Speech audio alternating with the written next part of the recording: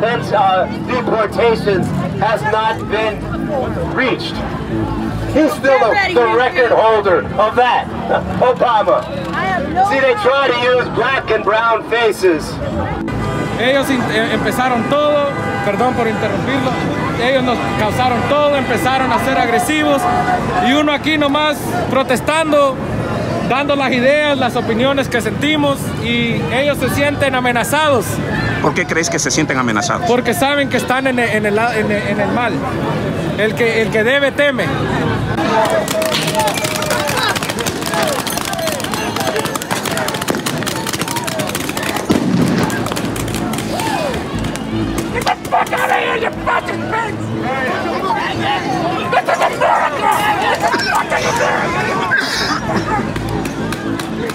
El 6 de junio, redadas migratorias llegaron a Los Ángeles y a otros lugares del sur de California, irrumpiendo en lugares de trabajo, juzgados y barrios latinos.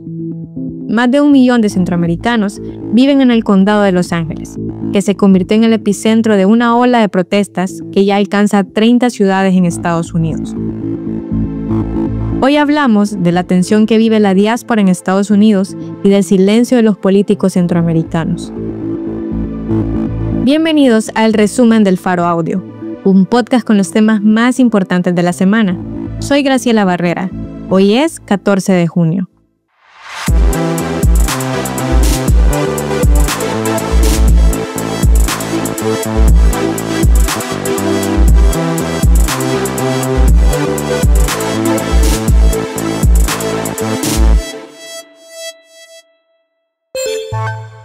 Cinco meses después de la toma de posesión de Donald Trump, la tensión acumulada por sus políticas anti-inmigrantes encontró un escenario. Los Ángeles. ABC reportó que en Westlake, cerca del centro de Los Ángeles, ICE, la Agencia de Inmigración de Estados Unidos, detuvo personas en un Home Depot donde es común que jornaleros esperen en busca de trabajo. Solo en la ciudad viven más de 560,000 personas, principalmente guatemaltecos y salvadoreños. La ciudad de Los Ángeles alberga la mayor comunidad centroamericana en Estados Unidos. En 2021, cerca de 3.8 millones de centroamericanos vivían en Estados Unidos, según Migration Policy Institute. La mayoría proviene de El Salvador, Guatemala y Honduras, países que, a la fecha, son marcados por la violencia, la pobreza y la persecución estatal. Solo en el primer día de redadas, 50 personas fueron arrestadas, según informó El País. En cuestión de horas, la respuesta se hizo visible. Calles ocupadas por ciudadanos, activistas y familias enteras. Otro grupo de personas se congregó, por ejemplo, frente al edificio Edward Roybal, centro de detención de ICE. Ante las protestas, la administración Trump desplegó a la Guardia Nacional para contener a los manifestantes. También envió unidades del Cuerpo de Marina.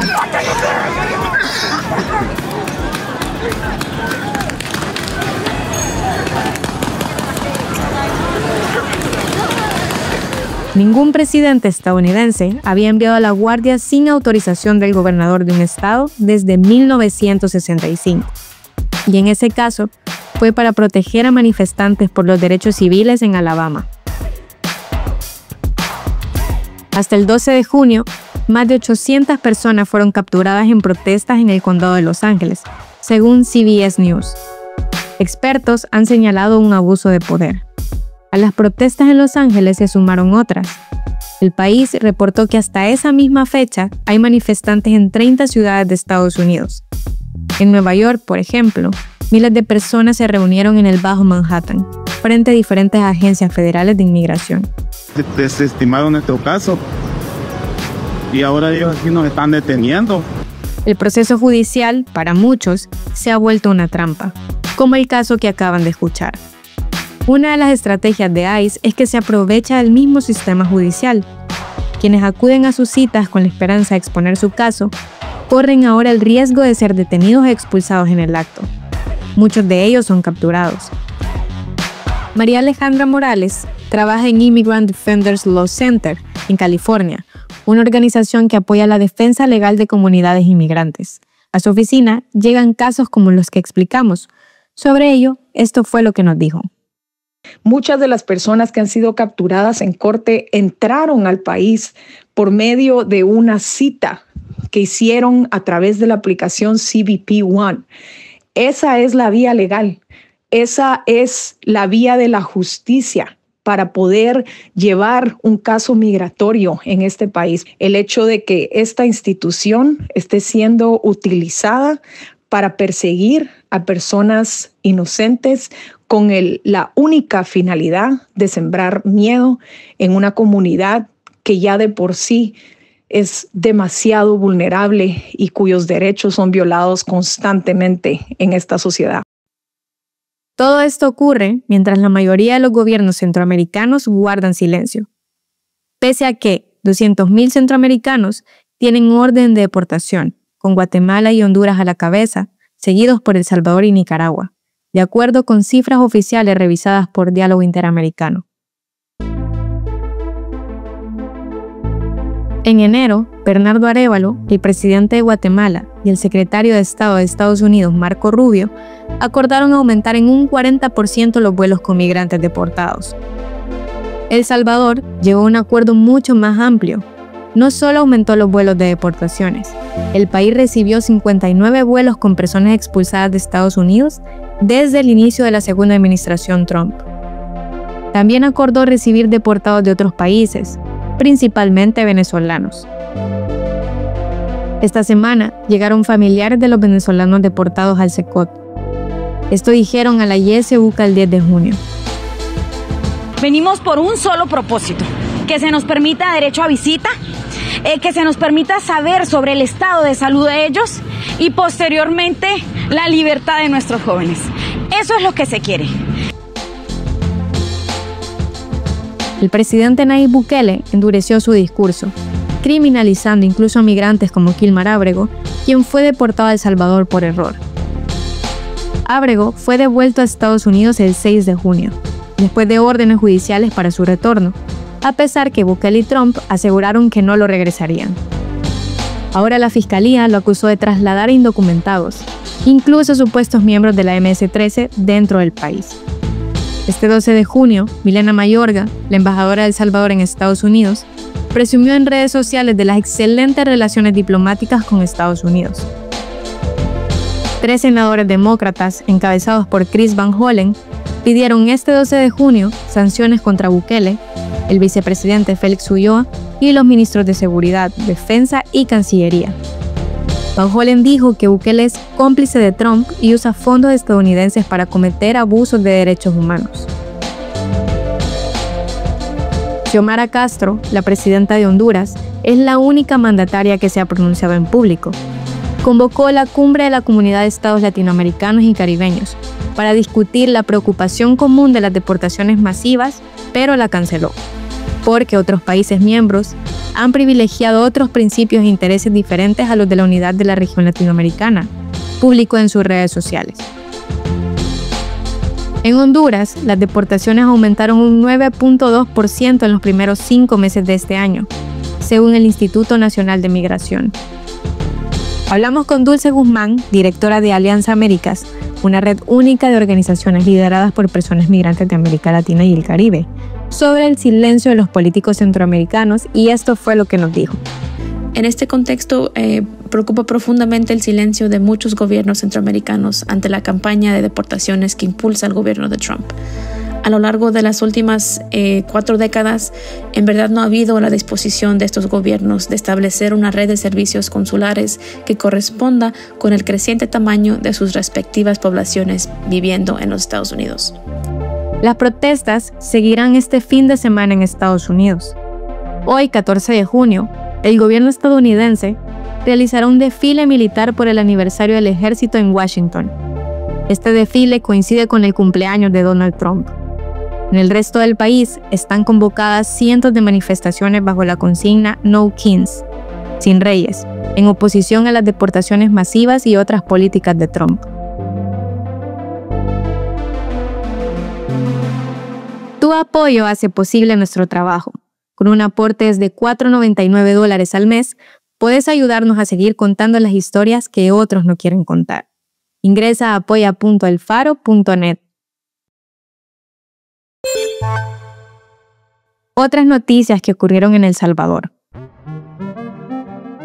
El 7 de junio, el abogado constitucionalista Enrique Anaya fue capturado en Santa Tecla por agentes vestidos de civil. La Fiscalía publicó en sus redes sociales que Anaya fue detenido por lavado de dinero y activos. Anaya ha sido una de las voces más críticas al gobierno del presidente Bukele. Fue uno de los pocos abogados que públicamente rechazó la destitución de los magistrados de la Sala de lo Constitucional por parte de la nueva Asamblea Legislativa controlada por el oficialismo. La Corte Suprema de Justicia abrió un proceso sancionatorio en su contra por mala conducta profesional, tras la publicación de una columna crítica sobre la elección de magistrados. Criticó el fallo del Tribunal Supremo Electoral que permitió la reelección presidencial y se ha pronunciado en contra de las violaciones a derechos humanos por el régimen de excepción.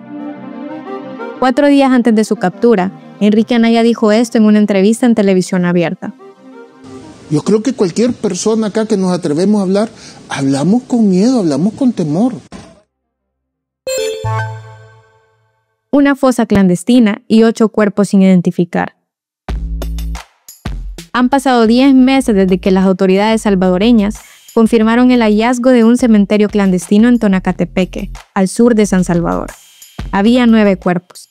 Hasta ahora, solo uno ha sido identificado. Óscar Alexis Arévalo Rauda, de 19 años. Su madre recibió los restos en octubre de 2024. Una mujer entrevistada por la prensa gráfica cree que su hijo también está entre las víctimas. La ropa encontrada, una camisa, unos zapatos, coincide con lo que él llevaba el día que desapareció. Aún espera el resultado de ADN. Los otros 7 cuerpos, entre ellos el de un niño de 9 años, siguen sin nombre. Junto a ellos había más prendas deterioradas, uniformes, camisas, zapatos. Hasta el 1 de febrero de 2025, la Asociación Salvadoreña para los Derechos Humanos reporta 53 casos activos de desaparición. Solo uno ha llegado a manos de la justicia con personas detenidas. El bloque de búsqueda de personas desaparecidas en El Salvador, por su parte, reporta 46 casos, según la prensa gráfica. El bloque de búsqueda surgió como una respuesta a la ausencia de acciones por parte del Estado y a la estigmatización que enfrentan los familiares de las víctimas por parte de funcionarios públicos, agentes policiales que reciben las denuncias y fiscales encargados de los casos. Más de 50 equipos comunitarios de salud familiar, conocidos como ECOS, han cerrado en el último año. Así lo confirmaron el Foro Nacional de Salud y el Sindicato de Trabajadores de Salud. Pero, ¿qué son exactamente los ECOS y por qué importa tanto que estén desapareciendo? Los ECOS llevan atención médica a comunidades donde no hay clínicas ni hospitales, con equipos de médicos, enfermeras y personal técnico. Atienden enfermedades, embarazos, vacunaciones y pacientes crónicos, siendo en muchos casos el único vínculo de las comunidades empobrecidas con el sistema de salud. Según Citra Salud, el cierre de los ECOS se debe a la reducción del presupuesto del Ministerio de Salud para 2025, que bajó en $8.7 millones, afectando a un sistema ya limitado. Entre las zonas donde ya se han cerrado ECOS, recientemente se encuentran San Salvador, La Libertad, Chalatenango y Sonsonate, según la prensa gráfica.